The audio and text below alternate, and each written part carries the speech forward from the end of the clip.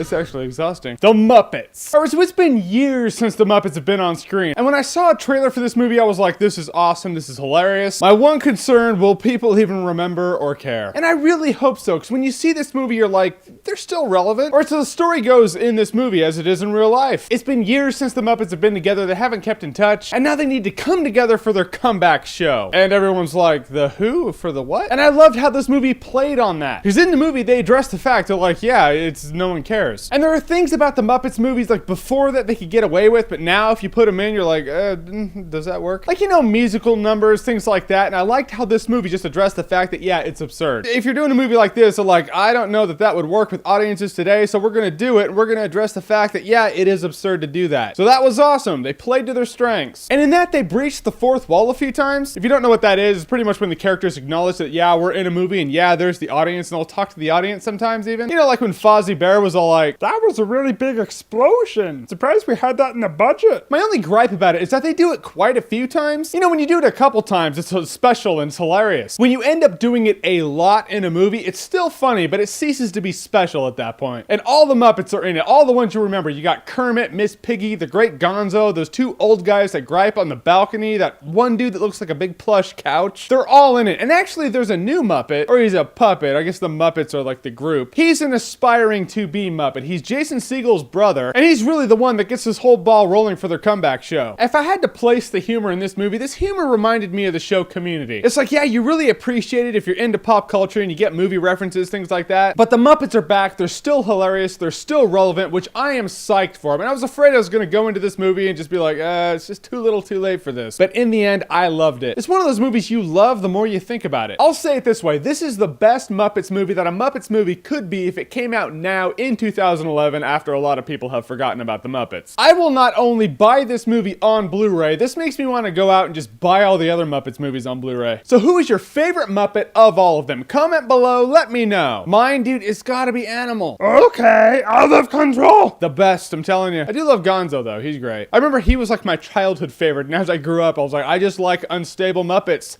Animal. And I love enlightening you guys to really cool podcasts, and this is a podcast for film fans, which you guys probably are. I put a link below to a podcast where Schmoesknow interviewed the editor-in-chief of Rotten Tomatoes, Matt Atchity. They talk about a lot of film stuff, which I personally like, but they also talk about the prospect of Rotten Tomatoes actually recognizing YouTube movie reviewers as official critics, which I personally